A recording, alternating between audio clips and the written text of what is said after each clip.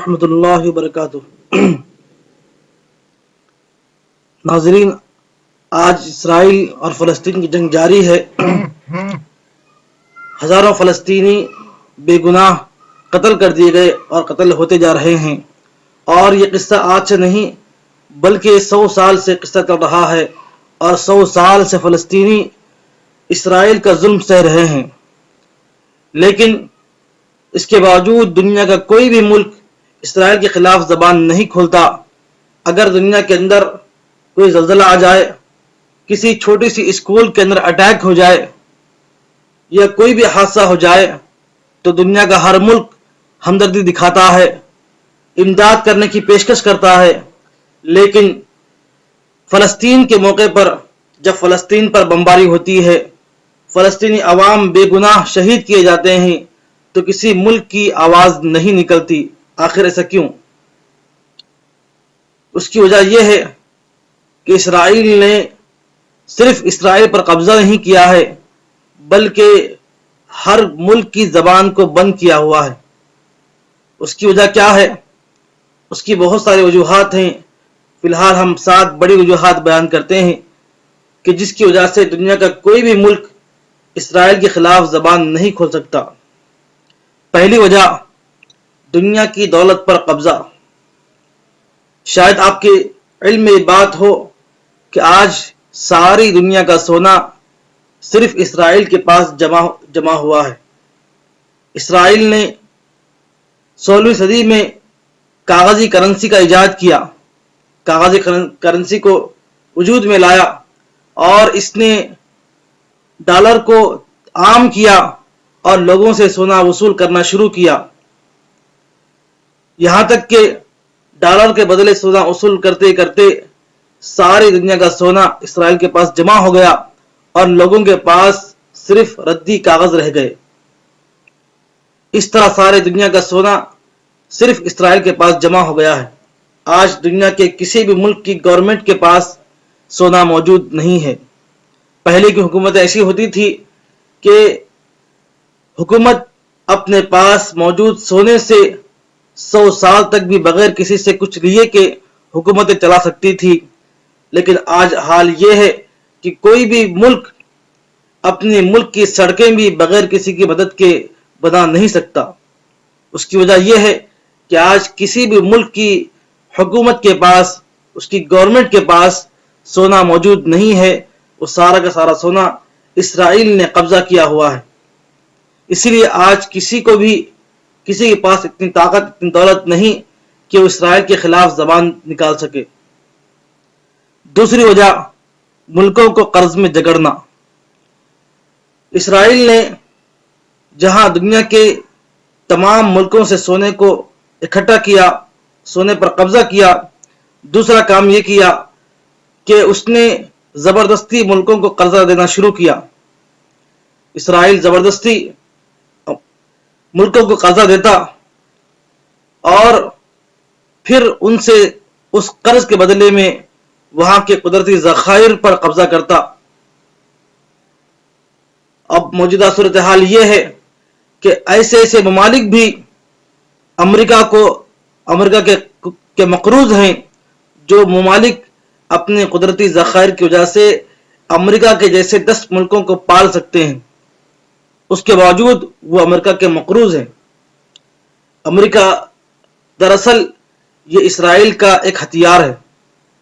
امریکہ پر امریکہ کی حکومت نہیں ہے، بلکہ امریکہ کی بینک، امریکہ کی کرنسی، امریکہ کی میڈیا، امریکہ کی ہر چیز پر صرف اور صرف اسرائیل کا راج چلتا ہے۔ تو آج دنیا کا کوئی بھی ملک ایسا نہیں ہے جو امریکہ کا مقروض نہ ہو۔ اسی لیے دنیا کا کوئی بھی ملک اسرائیل کے خلاف زبان نہیں کھول سکتا۔ تیسری بڑی وجہ، جمہوری نظام کا تسلط۔ آج جمہوریت، ڈیموکریسی کی جو تعریفیں کی جاتی ہے کہ جمہوریت عوام کی حکومت ہے، یہ صرف ایک دھوکہ اور ڈھونگ ہے۔ جمہوریت میں فیصلے ہمیشہ بند کمروں میں ہوتے ہیں۔ دکھایا تو یہ جاتا ہے کہ لوگوں کے ووٹ سے، لوگوں کے انتخابات سے حکمران بنتے ہیں، لیکن حقیقت یہ ہوتی ہے کہ حکمران اس کو بنایا جاتا ہے جو اسرائیل کی ہاں میں ہاں ملانے والا ہو۔ اگر کوئی ایسا شخص کھڑا ہو جائے جو انصاف اور ظلم کے خلاف آواز اٹھانے والا ہو تو اس کو پہلے ہی ختم کر دیا جاتا ہے، اس کو پہلے ہی راستے سے ہٹا دیا جاتا ہے، یا وہ الیکشن میں جیت نہیں سکتا۔ اسی لیے آج دنیا کے اندر کوئی بھی ایسا حکمران نہیں ہے جو اسرائیل کے خلاف کھڑا ہو سکے، بلکہ ایسے لوگ حکمران بنتے ہیں جو اسرائیل کی ہاں میں ہاں ملاتے ہوں۔ چوتھی بڑی وجہ میڈیا پر قبضہ۔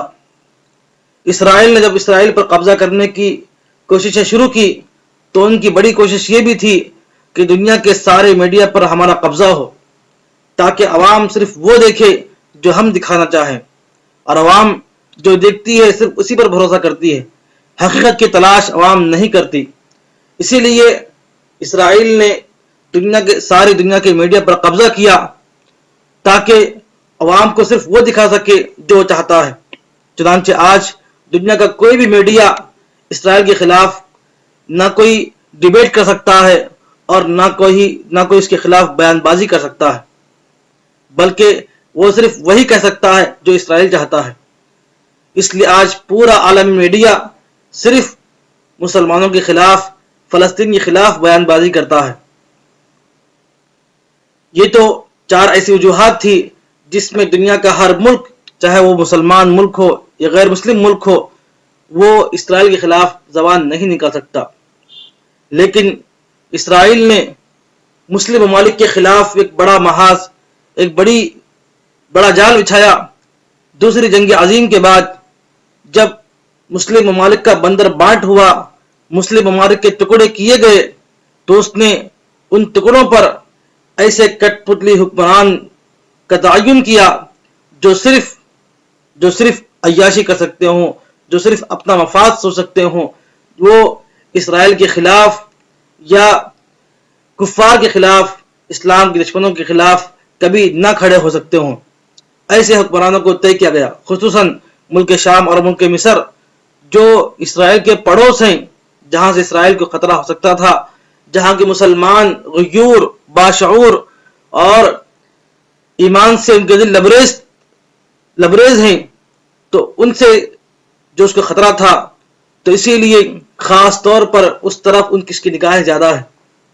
ملک شام جہاں کی 92% آبادی سنی مسلمانوں کی ہے، صرف 8% وہاں پر شیعہ ہے، اس کے باوجود 50 سال سے وہاں پر ناصری شیعوں کی حکومت ہے، اور سنی مسلمانوں کی جد و جہد کو اور ان کے احتجاج کو ہمیشہ کچلا گیا، ہمیشہ ان پر بمباری کی گئی، اور بے گناہ ان کا قتل کیا جاتا رہا، اور ابھی بھی کیا جاتا رہا ہے۔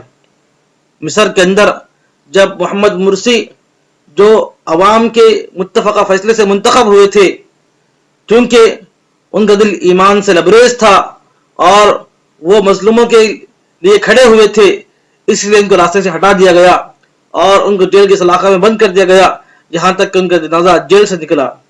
آج ان آس پاس کے مسلم ممالک میں کوئی بھی ایسا حکمران نہیں ہے جو ان کے اشاروں پر نہ چلتا ہو۔ اسی لیے آج کوئی بھی مسلم ملک اسرائیل کے خلاف آواز نہیں نکال سکتا، کیونکہ سب کے سب اسرائیل کے مرہون منت ہیں۔ اسرائیل ہی کی وجہ سے ان کو حکمرانی کا درجہ ملا ہے۔ 7ویں بڑی وجہ، اسرائیل نے مسلمانوں کے دلوں اور دماغوں سے خلافت کا تصور بالکل ختم کر دیا، کیونکہ اسرائیل کو یقین تھا کہ اگر خلافت کا تصور مسلمانوں کے ذہن اور دماغ میں رہے گا تو پھر یہ ہمیشہ ہمارے خلاف کھڑے ہوں گے اور ہم کبھی ان کا مقابلہ نہیں کر سکتے۔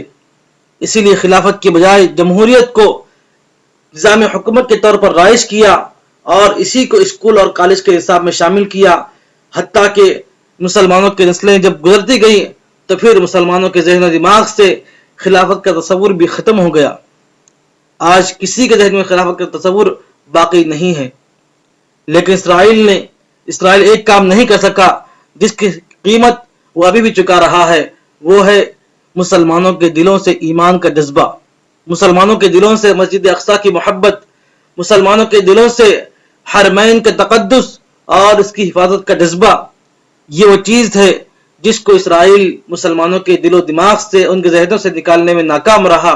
اور الحمدللہ آج اتنے پر خطر ماحول میں جب بموں کی بارش ہو رہی ہے، اب بھی مسلمان ڈٹے ہوئے ہیں، اب بھی مسلمان بادل کے خلاف کھڑے ہیں، اب بھی مسلمان باوجود ہے کہ پوری دنیا کے مسلم ممالک بالکل ساتھ چھوڑ چکے ہیں، سب اس طرح بیٹھے ہوئے ہیں جیسا کہ دنیا میں کچھ ہو ہی نہیں رہا ہے، اس کے باوجود آج فلسطین کے مسلمان بادل کے خلاف، اسرائیل کے خلاف کھڑے ہوئے ہیں، میزائل کا مقابلہ پتھر سے کر رہے ہیں، اور انشاءاللہ یہ مقابلہ ہوتا رہے گا جب تک کہ عیسیٰ علیہ السلام آ کر تمام یہودیوں کے خاتمہ نہ فرما دے. تو یہ وجوہات تھی جن کی وجہ سے آج دنیا کا کوئی بھی ملک اسرائیل کے خلاف آواز نہیں اٹھا سکتا.